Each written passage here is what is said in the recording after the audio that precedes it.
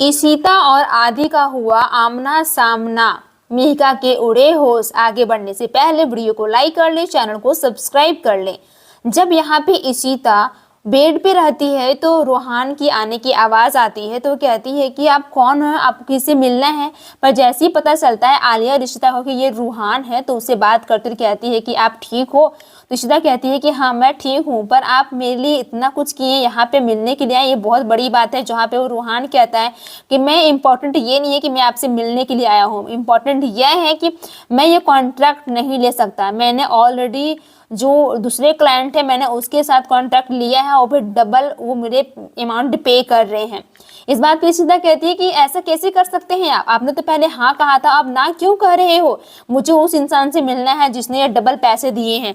देखो तो भला कौन ऐसा इंसान है जो मेरे लिए डबल पैसे दे रहा है, और वो भी उसके लिए आप कॉन्ट्रैक्ट मेरा छोड़ दे रहे हैं। रूहान डर जाता है और कहता है कि अगर ये पता चल गया मैं इनको यहाँ से भेजने की कोशिश कर रहा हूँ और ये अगर पापा से मिल लेंगे तो बहुत बड़ी गड़बड़ हो सकती है, कहीं पता ना चल जाए। दूसरी तरफ मेघा कहती है कि आदि तुम यहाँ पे क्या कर रहे हो, मैं खुद आ रही थी ना। पर वो कहता है कि आप सिलेक्ट तो कर सकते हैं। फिर रोमी का कॉल आता है, पता चलता है कि वैसे वेन्यू के लिए चूज करना है तो उसे ही पता चलेगा। तभी जैसे ही वहां से रूहान आ रहा होता है, रूहान और आदि दोनों टकरा जाते हैं। और टकराने के क्रम में वहां पे तो कहती है कि अजीब सा लड़का है, इस इतनी गर्मी में कौन ऐसा वेक्स पहनता है। फिर रोमी का कॉल आता है तो कहता है कि अब तो मुझे जाके मिलना ही पड़ेगा, कोई ना कोई ऑप्शन तो हो ही नहीं सकता। आदि बस उसे देखे जा रहा होता है। रूहान ने पीछे मुड़कर देखता है पर कोई फायदा नहीं, क्योंकि रूहान ने अपने मुंह पे ऐसा कपड़ा जो बांध के रखा है जिससे कि किसी को पता ही न चल पाए। दूसरी तरफ जब सुबह की बदमाशियां शुरू हो जाती है तो वहां पे बाला बहुत परेशान हो जाते हैं और कहते हैं कि तुम्हारी हिम्मत कैसी हुई, तुम्हारा तो एक ही काम है, बस तुम दिन भर लैपटॉप में बैठो और बैठ के फालतू का इधर उधर बात करो। भी आलिया भट्ट में पता है कि आलिया भट्ट कितनी बड़ी सेलिब्रिटी है, वो इससे कांटेक्ट क्यों कर सकती है। हो सकता है कि इसके नाम पे, आलिया भट्ट के नाम पे कोई और इससे ये करवाने की कोशिश कर रहा है जिससे कि बहुत बड़ा बखेड़ा खड़ा हो सकता है। इस बात पे वो दोनों घबरा जाते और कहते हैं कि हे भगवान, मेरा बेटा कहीं गलत रास्ते में तो नहीं जा रहा है। इस बात पे लेके बाला कहता है कि अब तो कुछ करना होगा। जब इशिता मिहिका अपना लहंगा दिखा रही होती है इशिता को, तो वो बहुत खुश नजर आती है। फिर बाला दोनों मिलकर कहते हैं कि इसका सोल्यूशन भी निकल जाएगा, तुम खामखा इतना परेशान मत हो, सब कुछ ठीक होगा। मेघा कहती है कि आका कैसा है, अच्छा है ना, बहुत खूबसूरत है ना, कौन आ गया, लगता है कि आलिया आ गई है। अपना मुंह ढक के जैसे ही दरवाजा खोलते हैं आदि को सामने पाके मेघा काफी ज्यादा घबरा जाती है। फिर वहीं पे इशिता बैठी रहती है और कहती है कि कौन हो आप, बहुत छोटे लग रहे हो, क्या बात है, किससे मिलना है आपको। इस बात पे लेके इशिता बस आदि को देखे जा रही होती है और आदि की आंखें फटी की फटी रह जाती हैं, क्योंकि वो सामने इशिता यानी इशी माँ को देख लिया होता है।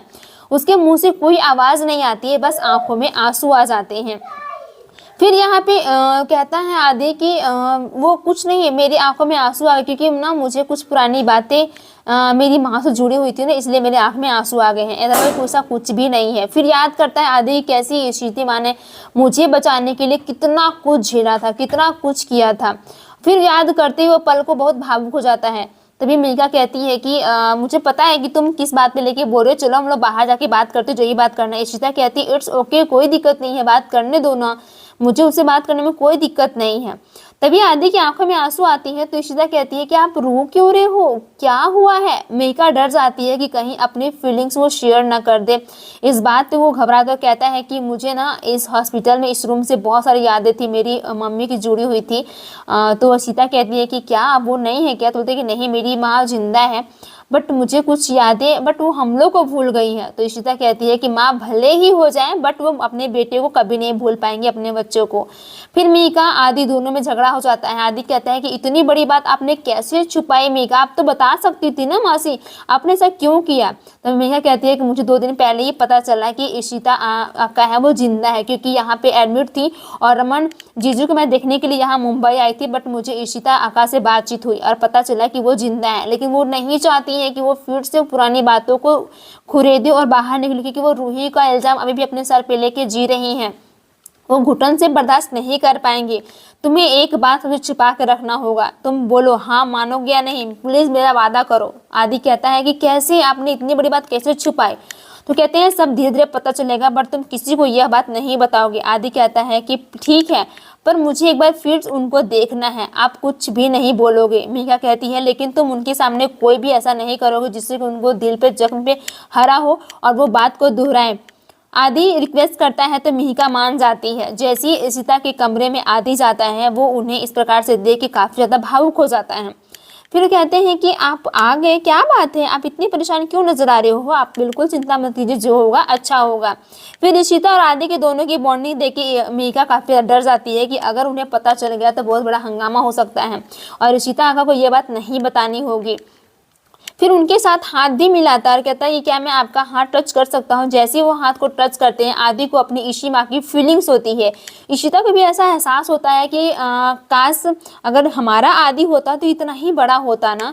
पर आदि की आंखों में आंसू होते और कहते हैं कि मुझे जाना होगा, मुझे बहुत सारे काम है। मिहिका इस बात पर टोक देती है और कहती है कि तुम जाओ, क्योंकि मैं जल्दी तुम्हें वेन्यू भी देखना है, तुम मेल कर देना, मैं देख के तुम्हें सही से बता दूंगा। फिर आदि के चेहरे पे स्माइल होती है और मेघा कहती है कि ठीक है तुम जा सकते हो। जैसे ही आदि जाने लगता है इशिता कहती है काश हमारा आदि भी इतना ही बड़ा होगा ना मेघा। पर आदि चाह कर भी अपने इशी माँ को अपनी सच्चाई नहीं बता पाएगा। इधर पता चलता है मनी को कि इशिता गई है रमन से मिलने के लिए, लेकिन उसे पता नहीं है। फुल एपिसोड देखने के लिए जियो प्लस हॉटस्टार या फिर स्टार प्लस पे अवेलेबल है, आप वहाँ पे भी देख सकते हैं। धन्यवाद।